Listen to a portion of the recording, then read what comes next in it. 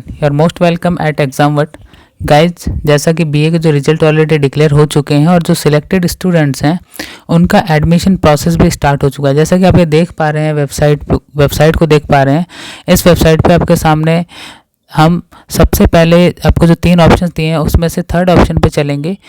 आपको jnu.ac.in डाल के इस पे आना है वेबसाइट पे, और इस जब ये पेज खुले तो आपको यहाँ पे जो ये थर्ड ऑप्शन दिया गया BA honours first year result, इस पे आके आपको क्लिक करना है। फिर से मैं बता दूं, आपको बीए ऑनर्स फर्स्ट ईयर पे क्लिक करना है।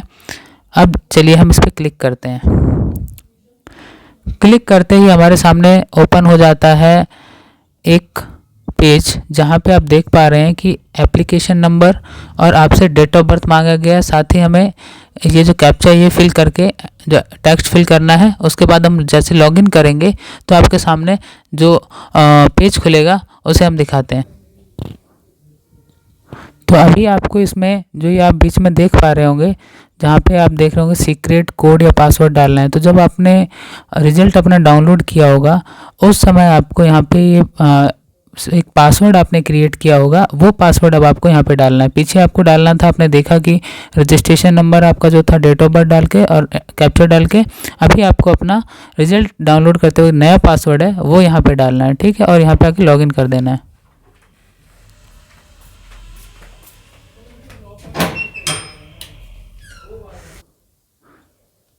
अभी आपको ये एक जो दिख रहा है यहाँ पे पी फेस पे इस पे क्लिक करना होगा, और जो फ़ी है जैसे 268 रुपीज़ है उस पे आपको जाके पे करना है, तो उसे आप करेंगे।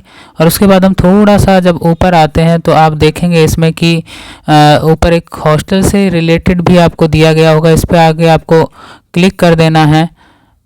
ये जो आप हॉस्टल वाला आपको दिखाई दे रहा होगा, ठीक है, तो इस पे आके आपको क्लिक कर देना है, ठीक। इससे आपको हॉस्टल का जो बात करें अगर हम मिलने का, वो पॉसिबिलिटीज़ आपका बना रहे। अगर आप इस पर नो कर देंगे तो आपको हॉस्टल नहीं मिलने वाला है। अब आपको आगे जब पे सबमिट कर जब आप क्लिक करते हैं तो जस्ट आगे आपको ये कुछ ऑप्शंस मिलते हैं। और ये जो ऑप्शंस में आप देख पा रहे होंगे, एक तो इसमें एसबीआई का नेट बैंकिंग दे रखा है, और इधर अदर बैंक्स का जो है उसके साथ अब क्रेडिट कार्ड, सब इसमें दोनों ऑप्शन है। देखिए, C credit card option, D for debit card. आप credit card and debit card दोनों से पे कर सकते हैं, ठीक है। और उसके साथ साथ आप अगर यूपीआई यूज़ करते हैं उससे भी आप पे कर दीजिए। नेफ्ट है, नेफ्ट से आप पे कर सकते हैं, और एसबीआई ब्रांच से भी जाके आप पे कर सकते हैं, लेकिन ये काफ़ी महंगा पड़ेगा। तो आपका यूपीआई जो है वो सबसे सही रहेगा आपके लिए। बाकी आप अपनी फैसिलिटीज़ के हिसाब से किसी में भी पे कर सकते हैं। इसके बाद अगला स्टेप जो है उसमें जब अगर आप यूपीआई के थ्रू पेमेंट करने जाते हैं तो आपको यहाँ पे लास्ट में यहाँ प्रॉब्लम आ सकती है कईयों को कि वीपीआई क्या है। तो जो आपका वर्चुअल पेमेंट एड्रेस है, जो खासकर अगर हम नॉर्मल भाषा में बात करें तो जो आपकी यूपीआई आईडी है उसे यहाँ पे डालना है आपको। फिर यहाँ पे दूसरे वाले कॉलम में जो यहाँ पे वीपीआई रिमार्क्स है, यहाँ पे आप उसको कंफर्म कर दीजिए, क्योंकि ये जो रिमार्क्स वाली जो दूसरा ऑप्शन है ये केवल इसलिए यहाँ पे दिया गया है, सपोज दैट आपका जो पेमेंट आगे तक नहीं पहुँचता तो आपको रिफ़ंड हो सके, ठीक है। तो आपको यहाँ पर अपना यूपीआई आईडी डालना है, और इसमें फिर से आप अपने यूपीआई आईडी डाल के उसे कन्फर्म करके आप कन्फर्म कर दीजिए। अभी आपको इसमें आप देख रहे होंगे यहाँ पे कुछ आपको मेंशन किया हुआ है, खासकर एफिडेविट बाय पेरेंट और गार्जियन। उसके अब ये एफिडेविट जो पेरेंट्स और गार्जियन का है, इसकी अगर हम बात करें तो ये आपको जो एंटी रैगिंग एफिडेविट्स देने हैं वो देने हैं, ठीक है। और एंटी रैगिंग एफिडेविट अगर आपने अभी तक नहीं है आपके पास, तो जेएनयू की जो मेन वेबसाइट है, आपको यहाँ पे जो नोटिस दिया गया ऑलरेडी यहाँ बीच में, वहाँ पे आपको एंटी रैगिंग एफिडेविट्स दिए हुए हैं, उन्हें यहाँ से डाउनलोड करना है और उन्हीं को स्टैम्प पे प्रिंट करवा के नोटरी अटेस्टेड करवाना है, ठीक है। वो यहाँ पे अपलोड करना होगा। उसके साथ एफिडेविट बाय स्टूडेंट आप खुद एक अटेस्टेड करके देंगे एंटी रैगिंग का, एक आपके पेरेंट्स देंगे। एक्सटेंशन फॉर्म, सपोज दैट आपके पास कोई भी डॉक्यूमेंट्स नहीं है, फॉर एग्जांपल आपके पास स्पेशल जो सबसे इंपॉर्टेंट होता है वो कास्ट सर्टिफिकेट होता है, वो भी नहीं है, माइग्रेशन भी नहीं है, कोई इशू नहीं है, आप यहाँ से एक्सटेंशन फॉर्म ले सकते हैं। अब यहाँ पे एक चीज़ दिखा रहा है कि जेएनयू माइग्रेशन, जो जेएनयू माइग्रेशन दिखा रहा है ये जेएनयू के उन स्टूडेंट्स के लिए जो ऑलरेडी जेएनयू के स्टूडेंट थे, उन्होंने फिर से एग्ज़ाम दिया है, दोबारा एग्ज़ाम दिया है उन्होंने, फिर से उन्हें एडमिशन जेएनयू में ही लेना है, या फिर बैचलर में थे और उन्होंने मास्टर्स में एडमिशन हो रहा है उनका। अभी तक मास्टर्स का जो सीट ब्लॉक ऑप्शन स्टार्ट नहीं हुआ है, लेकिन जो जेएनयू के स्टूडेंट है वो अपना माइग्रेशन जेएनयू से ले सकते हैं इस ऑप्शन पे आके। उसके बाद आता है मार्कशीट अंडरटेकिंग। अब बहुत सारे स्टूडेंट ऐसे हैं जो बैचलर्स जिन्होंने ऑलरेडी किया है, फिर से बैचलर में एडमिशन लिया है और उनकी मार्कशीट सभी नहीं आई हैं, क्योंकि बहुत सारी यूनिवर्सिटीज़ के जो रिजल्ट्स हैं वो बहुत लेट आए हैं या अभी तक कईयों के नहीं भी आए हैं। तो यहाँ पर मार्कशीट अंडरटेकिंग ले सकते हैं, ठीक है। उसके साथ आपको माइग्रेशन अंडरटेकिंग है।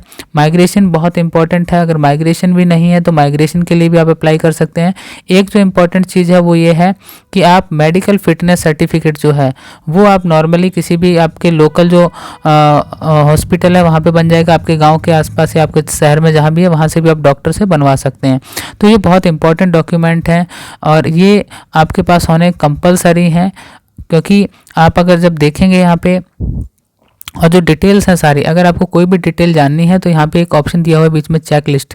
इस पर जब आप क्लिक करेंगे तो आप देखेंगे धीरे धीरे कि आगे सभी आपको जो डिटेल्स हैं वो यहाँ पे मिलती हैं, जिसमें आप देखेंगे जो भी स्कैन्ड कॉपी वगैरह पूरे यहाँ पे इंफॉर्मेशंस दिए हुए हैं। तो इसमें चाहे वो स्कैन्ड कॉपी हो मैट्रिकुलेशन लेवल की या फिर आपका ओरिजिनल कॉपी हो कैरेक्टर सर्टिफिकेट का जो आपने लास्ट टाइम अटेंड किया है, उसके साथ स्कैन्ड कॉपी स्टेटमेंट मार्क्स जो बेस्ड है, आपने डिग्री मास्टर्स किया है, बैचलर डिग्री किया है, कोई डिप्लोमा किया है और वो आपने अगर फॉर्म में मेंशन किया है तो उनके ऊपर आप तीसरा जो पॉइंट है वो अप्लाई होता है, ठीक है। SC ST स्टूडेंट जो कैंडिडेट्स हैं उनको कोई भी नया सर्टिफिकेट अपना कैटेगरी का बनाने की ज़रूरत नहीं है, हमेशा वैलिड होता है। और सबसे इम्पॉर्टेंट चीज़ जो है वो ये है कि इनका भी सर्टिफिकेट जो है वो सेंट्रल लेवल का होना चाहिए। आप SC कैटेगरी से आते हैं, ST कैटेगरी, लेकिन सर्टिफिकेट आपका सेंट्रल लेवल का होना चाहिए।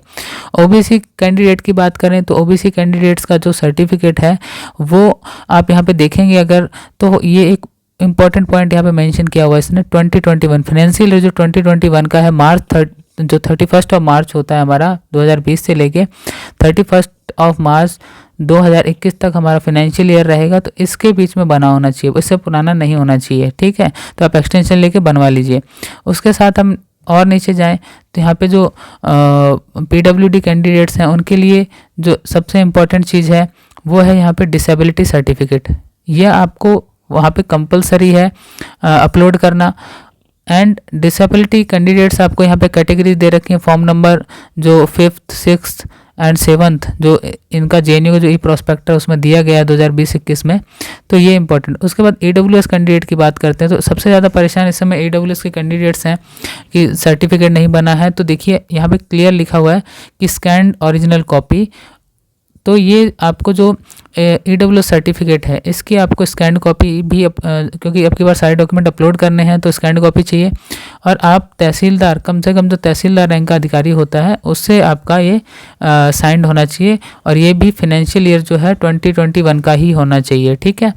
माइग्रेशन सर्टिफिकेट की हम बात करें, माइग्रेशन सर्टिफिकेट ये ओरिजिनल होना चाहिए और ये जो आपने लास्ट टाइम जो भी इंस्टीट्यूट अटेंड किया था उसके हेड का होना चाहिए, ठीक है।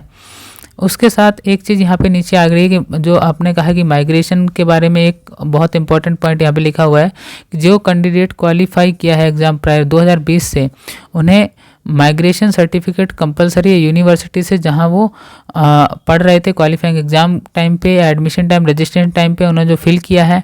उसके साथ कैंडिडेट जिन्होंने क्वालिफाई किया है एग्ज़ाम 2020 में और वे इस पोजीशन में नहीं है कि माइग्रेशन सर्टिफिकेट एडमिशन टाइम पे दे सकें, तो उन्हें कम से कम 30 दिसंबर तक, आपको टाइम मैं बता दिए, बहुत इंपॉर्टेंट पॉइंट है, जिनके पास माइग्रेशन सर्टिफिकेट नहीं है 30 दिसंबर तक आप अपना माइग्रेशन सर्टिफिकेट अपलोड कर सकते हैं, क्लियर है।